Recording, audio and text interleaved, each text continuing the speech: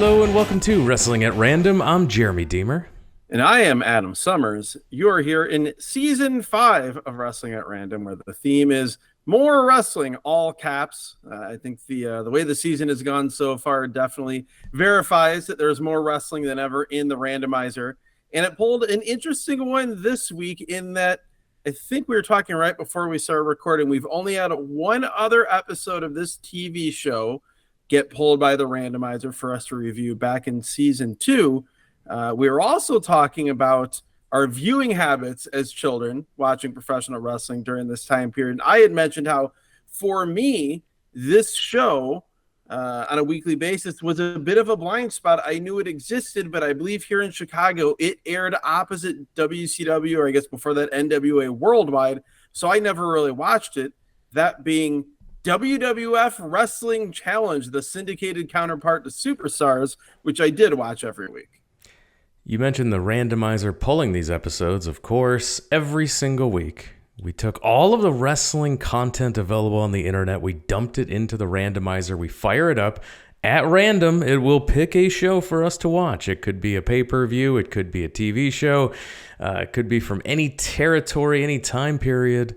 And you mentioned it, it's picked for the second time an episode of WWF Wrestling Challenge. The first time we reviewed an episode of Wrestling Challenge. It's available right now for free in the back catalog of this podcast. Right now via the podcatcher you're listening to this show on. You could go back to Season 2, Episode 20, when we reviewed an episode of Wrestling Challenge from 1986. Today, the randomizer pulled an episode of Wrestling Challenge from January 31st, 1987.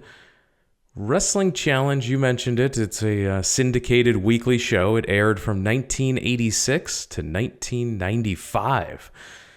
This was the B show to Superstars, which was the A show. So you hear we were talking before we went on the air that in Chicago, where we both grew up, you had Superstars airing on Fox on Saturdays, and then you had Challenge airing on Sundays in syndication here as well.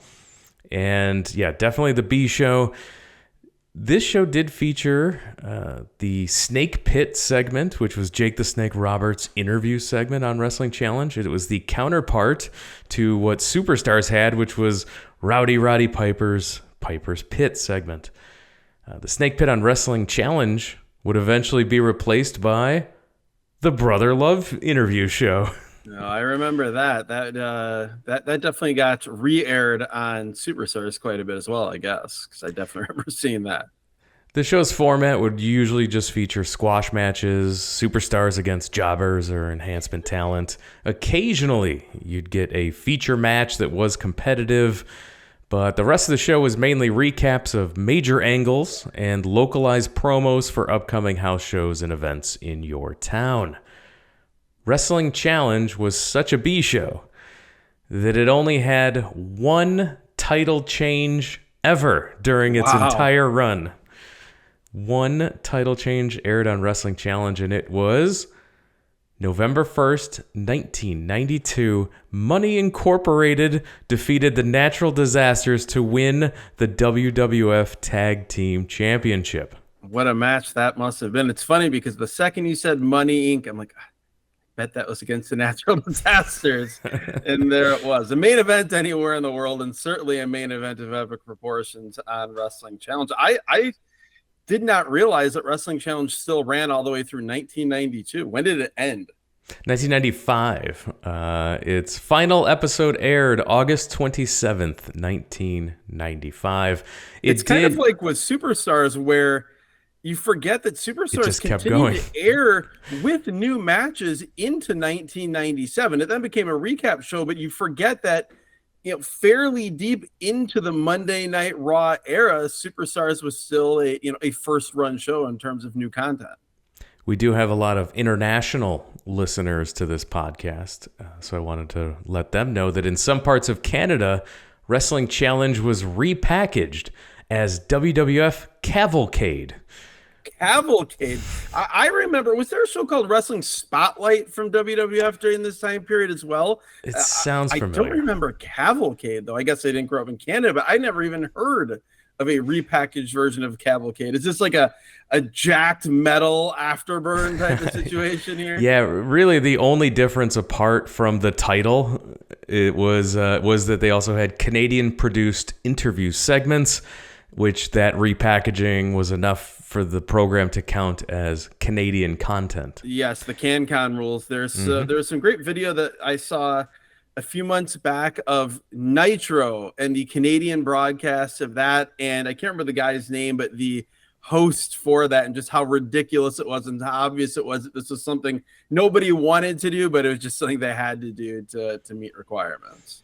Our listeners in the UK would also know Wrestling Challenge from airing in very terrible time slots on ITV as well out there. And like I mentioned, the final episode, August 27th, 1995. This episode, January 31st, 1987, we are just starting the build to WrestleMania 3. The angles are starting to form. No matches have been announced. No building has been announced. We just know that the event is happening and that it's happening on March 29th. I think this is the first show at any WWF TV that we've had that is part of the direct build to WrestleMania 3, which is obviously one of the biggest shows in the history of the company, and maybe outside of WrestleMania 1, the most important show in the history of the company. Gorilla Monsoon, Bobby the Brain Heenan, and luscious Johnny V welcome us. God, talk about people, a lot of times we say with fondness that we're like, we're Stealth, a Fatu podcast, or, all these different guys. We have had way too much luscious Johnny V content, whether it be here in the free feed or even more in the bonus feed during the break before season 4 or between season 4 and season 5. I don't know if I should be saying that. I know we're supposed to be selling the bonus feed. I don't know how much that sells it, but the ridiculousness of luscious Johnny V. Believe me, if you haven't heard many episodes of us just ripping this guy to shreds, maybe you do need to go over the bonus feed to the Patreon and check it out. You definitely do. We do not like luscious Johnny V. We love everything about Bobby Heenan, and we have a fondness for the pairing with Gorilla Monsoon, of Absolutely. course. The sweet saxophone sounds over the intro video package bring us into the show as they run down the card. I also I always forget that this far back, early 1987, they were still referring to themselves, or they're already, I should say, referring to themselves as sports entertainment. This show starts with the WWF logo and the voiceover guys saying the recognized symbol of excellence in sports entertainment. We go to the ring. No introductions. Just in the ring, we have Bobby Heenan with King Harley Race. And his opponent, a favorite of this podcast, Coco Ware, is here. Coco Ware against Harley Race, King Harley Race here with the bleached blonde curly hair managed by Bobby Heenan. It's one of those things I forget that Bobby Heenan managed King Harley Race in the WWF. And it also is wild that we're 3.5 years, just barely, I guess, over 3 years removed from Harley Race and Ric Flair at Starrcade. Yeah. And here Harley Race, even though he's 3 years older, but it just seems like it's 30 years since he was the NWA champion. And it's also, we'll get into the match, which is pretty brief, but it wasn't that Harley Race really had fallen off that much. It was just where he was positioned as just a total mid-card guy. He's not that different from Harley Race of 3 years prior. No, he's a mid-card guy who could also main event with Hogan and go on a Saturday night's main event or a house show loop if you need him. But then he would go right back down to the lower parts of the card.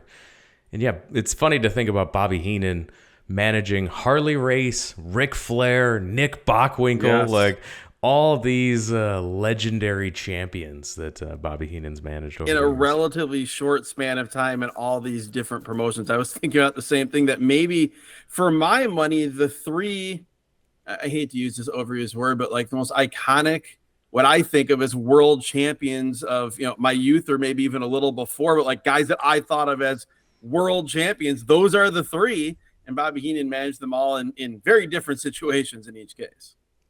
Weird gear for Coco. A quick fashion corner on Coco Beware.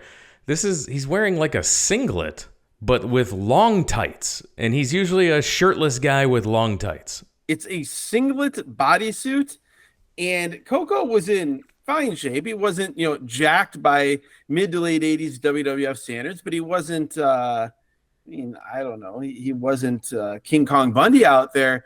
But this did not do him any favors. This was as tight could be, and the full bodysuit aspect of the it's like sometimes you'll see guys with long tights and a singlet. Like that's not a entirely uncommon look back then, but for it to be an all one piece bodysuit like that, very strange, not a good look, did not do him any favors whatsoever. A hot start for Coco. Race immediately is done messing around, hits a perfect belly-to-belly suplex. Yeah, beautiful belly-to-belly that Gorilla Monsoon calls a gut-wrench suplex. And then, headlock punch, classic heel move here in the 80s by Harley Race, falling knee drop.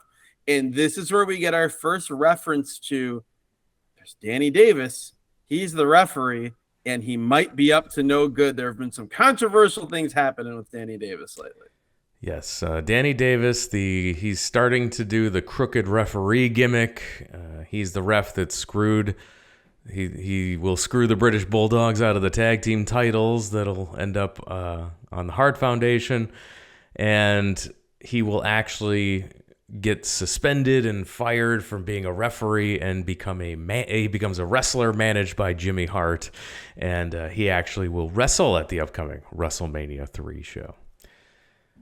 And eventually gets reinstated as a referee later after not working as a wrestler, which is the weirdest thing. It's always strange when that happens. I feel like it's the thing that never gets thought through by the promotion is at some point when you turn a referee heel, you either have to fire him in storyline. You can't or you have to bring him back and act like nothing happened. It's the same thing WCW did with Nick Patrick, where they had him turn and join the NWO, and that was a thing for a long time, and then he was just back as a referee. Race misses a middle rope headbutt. Coco goes to the top, and Bobby Heenan shoves him off the top rope. Race crawls over, covers him, and Davis does a fast count, and Race gets the win. The Junkyard Dog comes to the ring to check in on Coco Beware. JYD confronts Danny Davis and hip tosses him across the ring. The people are loving this attack on Danny Davis. The other thing about this that I just watching it through modern eyes, I just howled with laughter when Danny Davis, as everything happened, everything that you described happens with Bobby Heenan in the corner, shoving Coco Beware off. Danny Davis does everything he can to make sure he does not see this happen. Looking at it through modern eyes, it just looks like every referee in every House of Torture match in New Japan Pro Wrestling. Like Red Shoes Uno is a crooked referee. If this is the standard here, this was really, really short, which will be a theme for the matches on this show. But the little bit we got of it was fun. I love the falling headbutt off the second rope from Harley Race. Missing it here. I was sad we didn't get the insane top rope drop kick or terrifying brainbuster from Coco Beware. But yeah, it was fun for what it was, and I'm never going to complain about seeing Junkyard Dog, even though I know this is post-peak Junkyard Dog. Things change so quickly for him, but I love seeing JYD, a hero of my youth. Yeah, the unfortunate thing about Bobby Heenan being a participant in these matches means he's not on commentary, and it's just Gorilla Monsoon and luscious Johnny V. Why could we not have like those Coliseum home videotapes where Gorilla Monsoon would do commentary over Gorilla Monsoon wrestling matches, or Gorilla Monsoon doing an refereeing, or the one time where we had Gorilla Monsoon doing commentary post-production over the live Gorilla Monsoon commentary of the same match. Come on, we could have Bobby commentary on Bobby matches. You can hear us review that insanity, the inception of Gorilla Monsoon, over on the bonus feed, patreon.com/wrestling at random. There you can unlock hundreds of episodes, including that one where we review That was most Coliseum Videos, WWF's most unusual matches. So you can go back and listen to that recap over there at the bonus feed. And if you're listening via Apple Podcasts, you can just click subscribe right now in the podcatcher. Unlocks all those episodes that are currently locked and marked bonus in your podcast feed. So you get an extra few hundred episodes of the podcast, including that one. We then go to the back for Wrestler's Rebuttal. And it's Blackjack Mulligan reading a WWF magazine.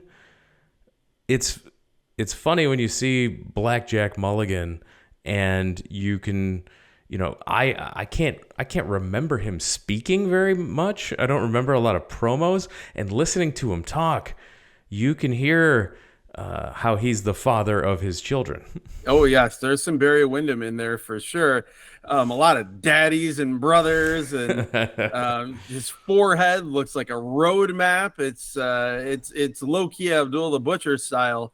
And he's reading this magazine. He just sounds like such an old school wrestler. This is pointless but fun. We go back to the ring from there, and it is Don Driggers, a tremendous jobber name, taking on Hercules, managed by Bobby Heenan, because everyone is managed by Bobby Heenan. Bobby is in this beautiful, sparkly black jacket. And then for some reason, before this match starts, we get an inset promo of Hulk Hogan talking about how strong Hercules is. They're not involved in a program. They're not teammates. They're not opponents. This is just to get a way, I guess, to get Hulk Hogan on the TV for 30 seconds. Yeah, one, it gets Hogan on the TV, and two, it tries to give some credibility to how strong Hercules is, because he looks strong, but Hulk Hogan's telling us, like, look, I'm no fan of Hercules, but dude is strong. The one thing dude isn't is a singles wrestler. No. Whether it be Hercules, whether it be a Super Invader in WCW, that's we've got that in the archives. If you go back and find it, I can't remember which show that was. It's Super Invader's That was debut. a Clash of the Champions, right? Managed by Harley Race, by the way. That is correct. Wrestling Challenge Superstars combining forces there. I was much bigger of a fan of Hercules as a tag team wrestler, whether it be in Power and Glory or Jurassic Powers in New Japan, teaming with Scott Norton. That is much more of the Hercules I want to see. Yeah, so here, not much to this. A press slam by Herc, a suplex, and Hercules puts on a full Nelson. Driggers passes out. Hercules throws him down after the victory. And as he's leaving the ring, Billy Jack Haynes is coming out for his next match. First of all, they're running a tight ship. I like how they're getting the next guys out there already before the last guys have cleared the ring. But no, this was an angle because there's a quick confrontation between Billy Jack Haynes and Hercules outside the ring. Heenan uses the chain around the neck of Hercules to pull him away from this confrontation. Yes, a few thoughts on this. This is the whole beef. The reason these two men did not like each other is each believed that they were a better applicant of the full Nelson than the other. Such an 80s reason for a feud. We are stealthily, season 5 is a Billy Jack Haynes podcast. We had him as Black Blood taking on Rip Rogers under Brian Pillman's yellow dog mask, if you're listening in linear fashion a few weeks ago, as the main event of WCW Pro Chicago. Here, we went from no Billy Jack Haynes to multiple Billy Jack Haynes matches. All the Billy Jack Haynes. My other note is that it struck me immediately that bit player in AEW, Nick Camarado's entire look and character was taken from 1987 Billy Jack Haynes here. In the back, Ken Resnick is there, and he's giving us a recap from Saturday night's main event with George the Animal Steel taking Miss Elizabeth away from ringside. George the Animal Steel comes out for a promo, and he screams, "Forget Elizabeth, beat Savage, George hurt Savage, take Elizabeth, be new champion." And he ends it by saying, "Maybe Elizabeth managed George." This is so dumb. but so great. Such a stupid and tremendous character at the same time. George the Animal Steel. Didn't we have what was it? Was it A that wrestling it was one of the old 70s, or it was like one of the like 82 all-star wrestlings that had George Steele wrestle a couple of matches. Yes, and we Heel all George the Animal Steel. that was no what that was that episode where the randomizer chose something from YouTube that had 2 full episodes of early 80s WWF action, and you said, let's watch both and do one show on them. And the 2 episodes were almost identical. And yet we had to sit there and watch that. I've memory hold that. What I was going to say, I was wrong. I was still admit George I was the wrong. Animal Steel's best performance on anything we've watched on this podcast was that. What was the tape? The WWF home video tape, where at the end there was the wedding and the food fight. Oh, that was that bloopers, bleeps, and body slams? I believe it was. What an absurd with Dr. That's over in the David bonus feed. Schultz. If you're looking for that in the free feed, no way. You got to pay for that content. That's over in the bonus feed. That may be the most absurd thing we've watched. It's top 5 most absurd things we've watched to date over on the bonus feed. Back to the ring after a commercial. In the ring, we have the aforementioned Billy Jack Haynes and his opponent, Jimmy Jack Funk, a.k.a. Jesse Barr, who we saw in Championship Wrestling from Florida. Standing next to Ric Flair, showing how wide the gulf of charisma and ability can be between 2 wrestlers in the same room at the same time.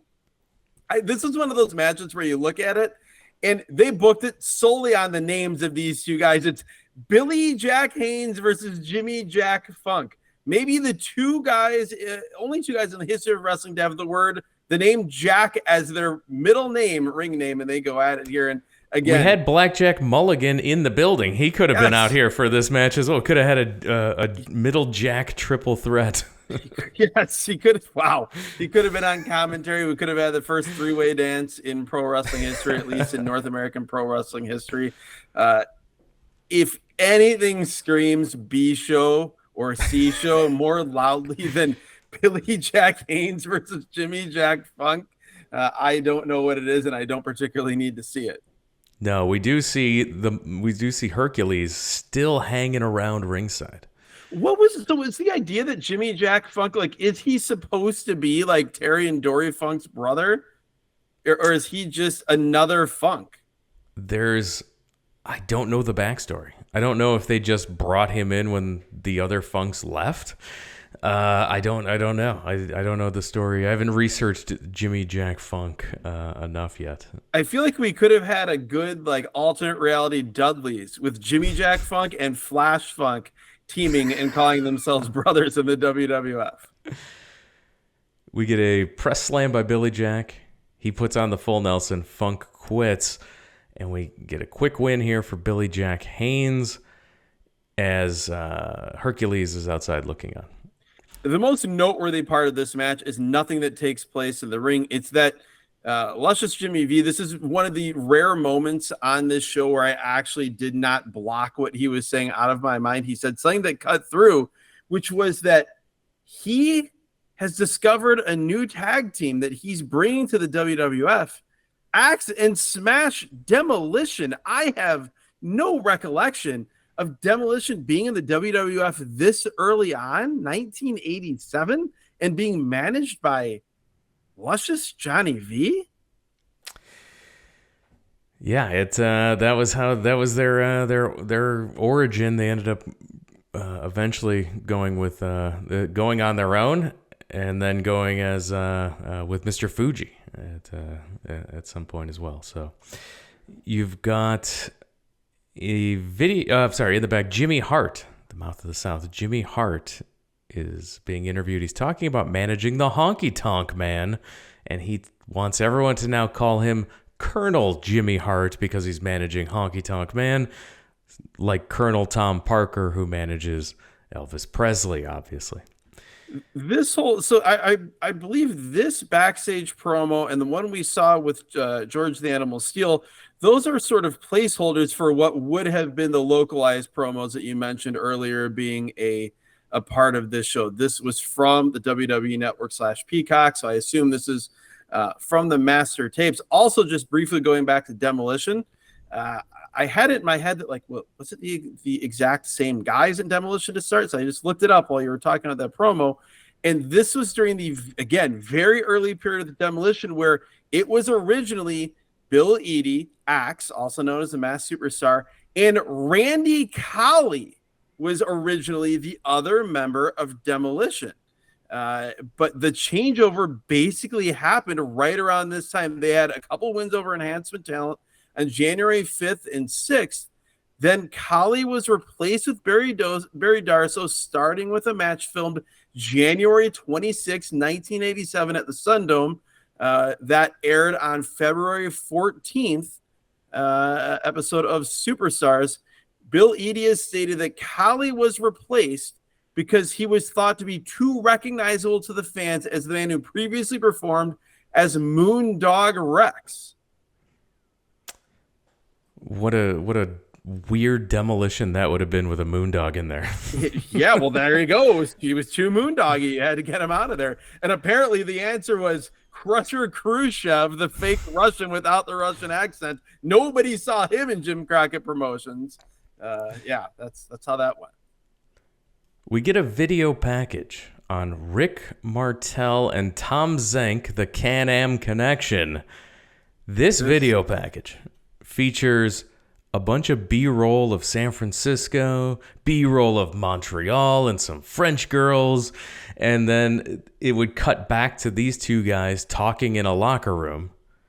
And then more B-roll of New York. This is all just like stock footage. Yeah, when you say B-roll, let's be very clear. This is stock footage that anyone could have had access to. Everything about this comes off so low budget for the WWF. This locker room, which is just a darkened black room with two lockers facing two each lockers other. in a dark black void. That's yes, exactly. This is terrible. I had to wear it because we have not yet had my favorite WWF tag team as a child, Strike Force, has not yet appeared on this show. This is the closest I feel like we're ever going to get on Wrestling at Random with Strike Force. So when I saw the Can-Am Connection, I had to bust out this shirt. For those that don't know, the Can-Am Connection was Tom Zenk, who would go on to be the Z-Man, Rick Martell. After we had the change where Zenk left, then Strike Force would be Tito Santana and Rick Martell. Yeah, and you could see Adam's fantastic Strike Force shirt if you're watching the video version of this podcast. That's available on our YouTube channel, youtube.com/Wrestling at Random Podcast. You just go to YouTube, search for Wrestling at Random Podcast. Throw us a subscribe there, and it's another way to consume podcasts. You can, we've got the video version there. You can also listen to it through the YouTube podcasts and everything. And interact with the podcast on YouTube. As we love YouTube comments. We love them. Always happens. I feel like sometimes the most feedback we get is from YouTube. I got this shirt from a really talented Cubs podcaster, by the way. Yeah, and handsome. And then you can go to the YouTube to see that as well. So as we finished this promo, literally all of this other footage had none of the guys in it, all stock footage, completely absurd and cheesy.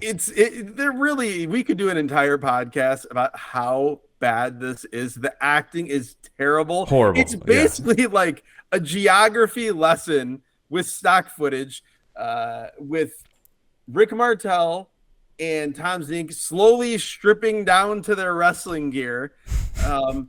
I could not help but think watching this that WCW missed a golden opportunity to follow up on the American Males music video by redoing this word for word, but instead, talking about going to France or talking about going to Quebec. It's like going to the Cobb County Civic Center, going to the Appalachians. Like, I don't know. This was something. Finally, Bobby Heenan is in the broadcast booth, and we bid adieu to Johnny V.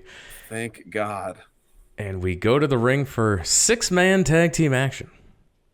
This jobber team of Jim Parks, Paul Roma and his perm, and Tony Gurria, former WWF Tag Team Champion with Rick Martell. Yes. Tony Gurria. In 1987, in my mind, Tony Gurria was already one of the agents in suits breaking up brawls. He is still ostensibly a wrestler in this match. This trio is something else. Like you said, we've got a very young, jacked but not quite as bulky Paul Roma, Jim Parks, who's just... He's a classic jobber. Untrained guy in the ring here is Jim Parks. Delightfully pathetic with horrible, Silver Fox type of hair going on. And then Tony Gurria looking as Tony Gurria has ever looked. I could only find 3 matches for Jim Parks total in his in his wrestling career. So we are lucky that the randomizer pulled one. Should have been creating wrestling belts rather than. It's not Reggie Parks. No, this is Jim Parks. Jim Parks. What a guy. Their opponents, however, this is a trio of men that I was very excited to see wrestle together when they came out. The team of adorable Adrian Adonis. We love Adrian Adonis on this podcast. We've done a curated list of Adrian Adonis matches over in the bonus feed. We love old school Adrian Adonis. This is not that Adrian Adonis. This man is gigantic. This is the latest, so heavy. The latest stage Adrian Adonis you can have in the WWF, and it is shocking. Think back to the match from New Japan, him teaming with Dick Murdoch. They also teamed together, I believe. Weren't they the tag team champions in the opening match on the Black Saturday episode? That is correct. They opened the Black Saturday episode when WWF programming took over the TBS time slot, formerly of World Championship Wrestling. Yes. I mean, for those that aren't overly familiar with younger Adrian Adonis, physically, I think the closest comp you could give is he was in Dick Slater shape, where he wasn't fat, but he wasn't jacked. He was in just rough and tumble pro wrestler shape.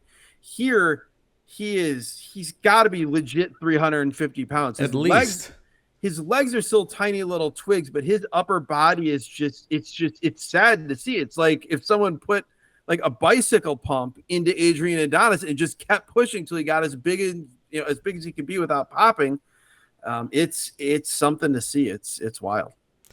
His partners are the Hart Foundation, Bret the Hitman Hart, Jim the Anvil Knight Hart, managed by Jimmy Hart. And the highlight of the open of this match is Bobby Heenan's description, his excuse, his explanation to Gorilla Monsoon for his interference earlier on in the show. He goes through this long, convoluted explanation of Coco Beware, climbed the top rope, saw Bobby Heenan, called him a derogatory name that Bobby Heenan cannot repeat on television. Bobby was going to confront him verbally, lost his footing on the apron, accidentally touched Coco Beware, and Coco Beware goes tumbling to the mat. Gorilla Monsoon hears this ridiculous story and calls Bobby Heenan a liar. Bobby Heenan pauses for a moment and says, "Yes, I'm a liar. I made that whole story up." Tremendous. Adonis starts with Gurria, puts him in a full Nelson, and Hitman comes in, throws a drop kick, but Gurria moves, and the Hitman accidentally drop kicks his own partner Adonis. So we're off to a hot start. And that is also the entirety of Tony Gurria's in-ring contributions to this match. He was not there to take bumps this evening. He could not capitalize on this miscue. After the miscue, he got in 0 moves and tags in Paul Roma. Yes, Roma hits a great drop kick on Bret Hart. He is jacked, as we said. Then Jim, don't call him Reggie Parks, comes in, and Bret Hart, with the most Hart family dungeon takedown you have ever seen in your life, muscles this untrained man to the mat with a legit takedown and drops a falling elbow. Jesus, Bret Hart just took control of this and said, "This is where you are going, fool." It's a shoot body slam is what it is. And if you were doing body slams in the UFC, this is how it would happen. Yes, and he nearly kills this guy. I loved it. And Parks is in the Hart's corner. Adonis ends up coming off the top, hits a forearm splash type thing. This is so weird. Again, he's so huge, and he goes to the top and jumps very well off the top. And for all the world, it looks like it's going to be a splash, which has me very worried for old Jim Parks. But instead, it's like a falling single-hand axe handle to the chest. Very odd. He then slaps on the sleeper hold, which is called Goodnight Irene, and Parks is out, and the Harts and Adonis are your winners. Outside of seeing Bret Hart and Adrian Adonis team, even though this is super short, they barely did anything. That was one of the highlights of this match. The other highlight was Gorilla Monsoon channeling his future self at the Royal Rumble years later when talking about Carlos Colon, of all people. Here he calls Jim Parks, who again has silver and white hair. He calls this man a youngster. We get no Snake Pit this week. Sad. Instead, we get a special edition of Piper's Pit. Happy.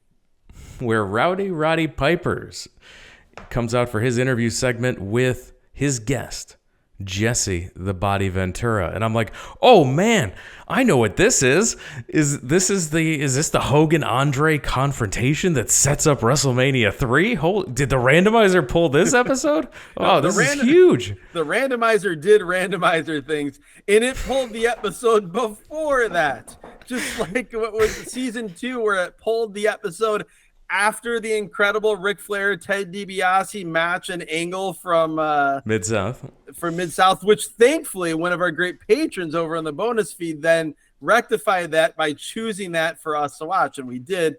The randomizer picks the setup to the setup here, but still, we are going to get to hear Roddy Piper and Jesse the Body Ventura verbally joust, which I am fine with. Also, quick fashion corner, which is always necessary and appropriate when it comes to Jesse. He is wearing tight white jeans, a bandana, sunglasses inside this arena, long earrings, a paint splattered denim blazer, and a buckwheat shirt. What a guy. Jesse's out. He's ranting. He's raving. Basically, he's saying he has a scoop. He's got news. And Piper, at this point, is all of us, and he says, get to the point. Piper is throwing the most amazing cocaine fit ever here, because Jesse is basically doing the little kid thing of, I know something and you don't, and I'm not going to tell you. Jesse says he knows something. He ain't talking. He points out Hogan's trophy, and he says it's a foot taller than Andre's trophy. What were these trophies for? Was this like trophies from tours of Japan? That's what I made up in my head. No, these are, I believe it is like Wrestler of the Year, and like one of them's like a consolation prize. So like Hogan gets like the Wrestler of the Year, and Andre gets some like fan favorite or most loved wrestler or something. It's like in PWI when you have the Wrestler of the Year, and then if it was a heel that won Wrestler of the Year, then the baby face of the year won Most Inspirational Wrestler of the Year, like Jerry Lawler, and then not wanting to get the award. Remember that? Yes. Jesse says that, there he goes back and forth, and Piper and Jesse tease going to the ring to settle their differences as things get out of hand. And then he said, well, there's a second way we can handle this, and that's to have a discussion with Hogan and Andre. Jesse says he will produce Andre the Giant next week if Piper can produce Hulk Hogan. Piper says he will, and they will both be there to have a conversation and a discussion next week. This was awesome. This got me hyped for next week's show without even knowing or remembering that what was going to happen on the following week's show is what was going to happen. And it was also desperately needed. Even if this wasn't the first airing of this, this B show felt like a C show and needed something with some life in it. Well, yeah, this was definitely something that aired on Superstars, and they immediately replayed it here on Challenge. That's totally fine. Considering everything we'd seen on this show so far, this was much needed. And again, it's Roddy Piper and Jesse Ventura talking and then arguing with each other. What could go wrong? We get a promo from referee Danny Davis. He wants the Junkyard Dog fined and suspended for throwing him across the ring. And we go back to the ring, where Jake the Snake Roberts is in the ring to take on Gary Starr, and that's Starr with 2 R's. Oh, it always. I was wondering if he's a relative of Mark Starr of WCW fame. Physically, couldn't be more different. Gary Starr is maybe 5 foot nothing, and he's built like Bruno Sammartino. No, this guy's like way steroid jacked. This guy is like he. It looks like if you bring a pin close to him, you could pop him. He's overinflated. What he looked like to me was one of those guys that takes steroids but can't get muscular, and then you find out later, like when Danny Spivey was one of the guys busted in the steroid deal. I'm like, you got the wrong stuff. How was it Danny Spivey? He was taking like sugar pills or something instead. Actually, what he looks like more is a roided up David Sammartino would be the way I would describe this guy. I like that. Yeah. His opponent is Jake the Snake Roberts, which we're always happy to see. The most important thing about this, and really this is a themed show, I'm wearing a shirt that you got me, Jeremy. Yes. Jake the Snake Roberts is wearing a shirt that I, many years later, got you for a birthday or Christmas. The green shirt with the classic Jake the Snake Roberts, I guess, for lack of a better term, written logo. I assume this was probably used on Saturday night's main event a lot of times. I popped for this. I'm like, I got Jeremy that one. If we were a real show that did preparation, we would have produced that, and I would have wore that shirt for the YouTube feed. I was going to text you before, but I figured it would be better if I brought it up live. This is we did no production, and so here we are now. Me not missing an opportunity. So make sure you're subscribed to the YouTube feed, because eventually Jake the Snake will reappear on one of these shows, and I will be wearing the Jake the Snake Roberts shirt to cover it. So you'll make sure you subscribe so you don't miss the episode when I break that shirt out. Just fix it in post. Can't Chat GPT change your shirt? So this match is really fast. Jake is wearing the shirt. He doesn't take it off. He just immediately hits a DDT, crawls on top for the pin, and then Jake dumps the snake on Gary post-match. Yeah, no, this is Jake as House Show Naito here. He's just wearing the shirt. Short match. DDT. Thankfully, because I don't know that Gary Starr was much more trained than Jim Parks was earlier. The DDT.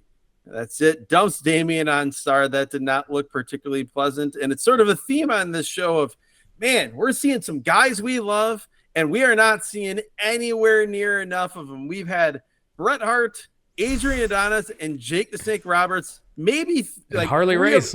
And Harley Race. Like probably 4 of our top 20 favorite guys we've seen on this podcast over 5+ seasons. And they've maybe been in the ring for a combined 4 minutes. And we go to our feature bout here on the show. The team of the Iron Sheik and Nikolai Volkov with their manager Slick are in the ring. What a collection of men. Slick managing the Iron Sheik and Nikolai Volkov. I said earlier about a different match about Billy Jack Haynes and Jimmy Jack Funk. Nothing says B show more. Well, nothing says B show more than a main event act of the Bolsheviks. So I guess it's not the Bolsheviks because it's Iron Sheik, but yeah, it's Iron Sheik, Volkov, and Slick, the Doctor of Style. We just needed Akeem here if we had some time travel. Volkov sings the Soviet national anthem, and it's interrupted by the first, actual entrance of this entire show. Every match started in the ring, but we got an actual entrance here because we needed the music of the Islanders to interrupt Nikolai Volkov. And the Islanders come out, the team of Haku and Tama. And if you're a subscriber over in the bonus feed, you can hear us review the movie Body Slam, where Tama is one of the characters, one of the stars of the movie. So yes, Tama, also known as the Samoan Savage, is the third member at times of the Samoan SWAT team. Yeah. The Tonga Kid, also Wild Samoan Nick. So the Islanders start by double teaming Volkov, Tama off the ropes, and Sheik hits him with a knee to the back from the apron. Classic heel tag team work here. And also, one quick note: WWF during this time period had women called fedorettes who would the ring gear and bring it back. Bring it to the back. Yeah. That was yeah. called out. Okay. We also had USA chants, which was amusing. So then Tama ends up eventually making the tag to Haku. They double team the Sheik.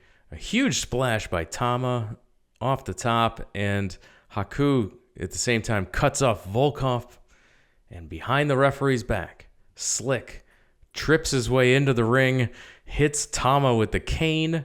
Sheik crawls over for the cover, gets the pin. Your winner, Sheik and Volkov. Oh, man. Your winner, Nikolai Volkov, in the main event of a TV show. That's never good. This was super short. I wanted to see more of Haku. I love the big drop kick we got from Haku. Young, athletic Haku is always a trip when you're used to just seeing him as a wild man. The matches are all so strange. It's basically entrance. We don't even see entrance. It's basically introduction and then finish. That's it. There is no body to any of these matches. And even here in the main event, it's just basically the finish. But it's not like it's cut. We're not joining in progress. That's just the length of the match. In the back, Ricky the Dragon Steamboat is being interviewed.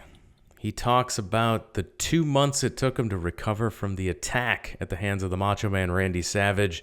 Which they don't show. They don't show bummed. Any clips. They just talk about it, but this is the angle, Adam. This is it. Sure. That's what I thought right away. Like, I want to see the replay of the angle that made Jeremy Deemer a professional wrestling fan for life. They talk about it, but they don't show it.